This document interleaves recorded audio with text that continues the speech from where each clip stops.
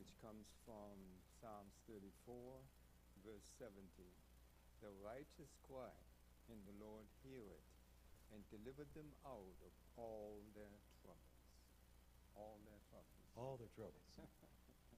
You know, I think all of us, if we sat down and thought about it for about 2 seconds, can think of a time when you really didn't know what to do.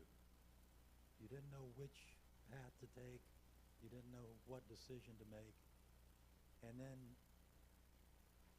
as you looked at it and thought about it, nothing came together until you prayed.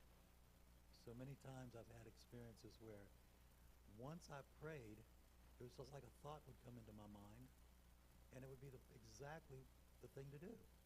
And then everything worked out great. But before that, it was just like a block wall. There was no options. Nothing would work. And I thought to myself, that is so amazing. God wants to be like that with all of us. He wants to have the interaction with us. He wants to lead us and show us the best way to live. He doesn't want us having all these trials and tribulations and sorrow and everything. And we know that's going to come. It's going to come. But he wants to be right there with us and see us through it. And that's what's really great. He doesn't so many times take us out of it, but he helps us and strengthens us to get through it. And there are troubles and tribulations every day. You're going to have them every day. Just get used to it and expect it and learn to lean on God even more. And I think that's the way we'll all get through it. So. Well, you're talking to somebody who is a child. Oh, yeah? How would he not take care of his child before it even happens? That's right. Bad or good. And God created every one of us. You know, the lesson talks about the Lord hears and delivers. We're going through the book of Psalms this quarter. And I was thinking as I read this title today, well, this week, I thought to myself, when we're going through this lesson today, it talks about the psalmist over and over again on each day. Let's all remember who the psalmist was. It was King David. And now if you think back and think about his life for a moment, look at all the trials and tribulations he had.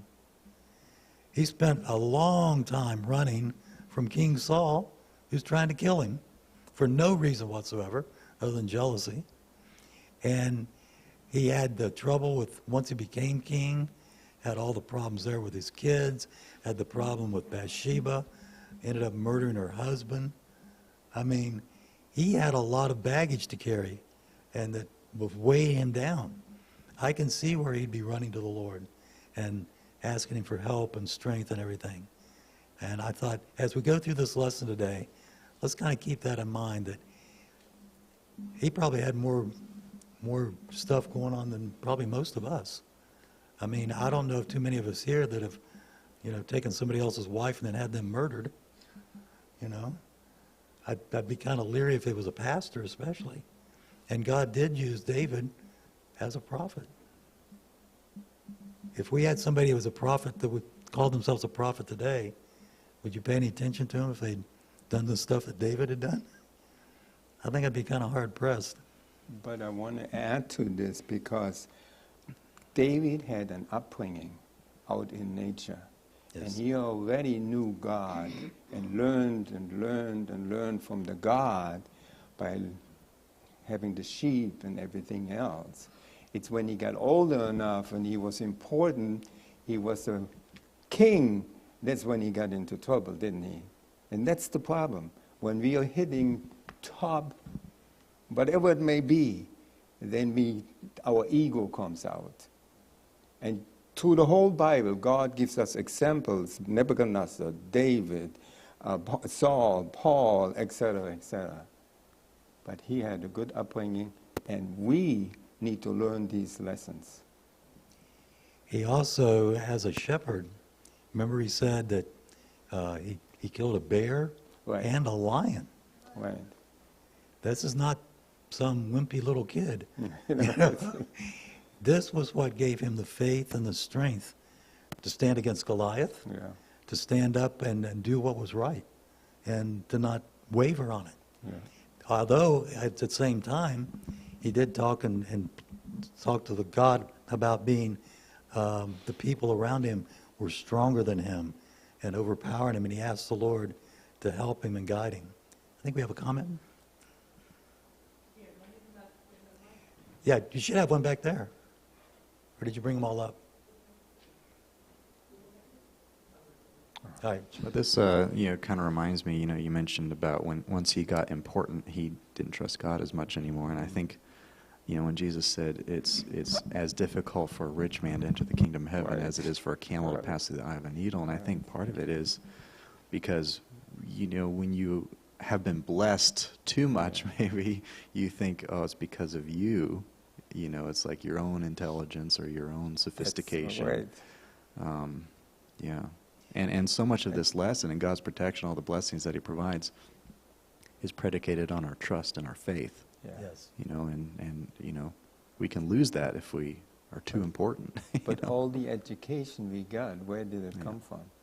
God allowed this to happen, because I was in the army, in the service, and I got on the GI Bill and I got the education, and I didn't pay a penny for it. At that time I didn't think so. Oh, wow, great, but now I understand what David forgot when he became king later on and he fell away. Comment? Yeah, what I really like about the things that I've learned about David and his life recently from the time before when God made him king and he was not king yet, but he was still living at his father's house, how he learned to play the harp, how he still took care of the sheep, how he was a slinger. And in that time, slingers were like the height of military personnel because they were so good. They were like sharpshooters this day. And how he used those skills that God developed in him when he was out there in nature to defeat Goliath with his sling and rocks, even though Saul tried to put his armor and stuff on him. He's like, no, this is not for me. This is not the way I learned. So he had to do it like that. But God didn't just make provision for those things, but he also put Jonathan in his life. And he had a friend in Jonathan all the way up until Jonathan died. And then he even went so far as to take care of Jonathan's family because they made a promise to each other. So he had an amazing friend in Jonathan. And the way that God made provision for David from the very beginning all the way through, and the faith that David showed even every time he stumbled and fell, is just learning about those things and about David and how human he was. And even though in his sin, and even every time he fell, he still fell down on his face. He still, oh my God, I'm so sorry. He still had that humility that, oh, I fell. Even though, I'm king, I still am on my face because I fell. And I still acknowledge my sin before you. My sin is ever before me. And he never forgot that he was a sinful man. And he could not exist without leaning on God's favor and God's mercy. And I think that's what made him a man after God's own heart. Not that he was perfect. Because a lot of times you hear that and you think, oh, he was perfect. I can't ever be that perfect. It was just his humility that he kept going back to God. He kept returning. Yes, and kept asking for forgiveness and wanting to be in God's grace. That's what made him a man after God's own heart. Yeah, David had lived a very colorful life. I know that so many times when he fell, most of the time he wrote a psalm about it. Or when he had a hardship, he wrote a psalm about it. Many of the psalms in here are where he had his worst, lowest point. And then some of them are where he overcame whatever the situation was, and he was on a high point. And that's where you have your praise and everything. And the Psalms are so poetic and so beautifully written. And you can see the different symbolism it uses and the metaphors and stuff. And it's just really interesting looking through them. Most of the time when I've read the Bible, I usually flip over to the New Testament. And I'll read something over there, maybe in some of Paul's writings or something. But to get into like the Old Testament, get into the Psalms. It's really a treat sometimes to read. It's like written so differently than some of the New Testament stuff because the time was different, they thought different, the circumstances were different, and it just made a very big, it rounds out, I think, your education. I can't think of any book that if you really spend time studying it, you've got poetry, you've got history, you've got all kind of experiences, you've got everything packed into the Bible.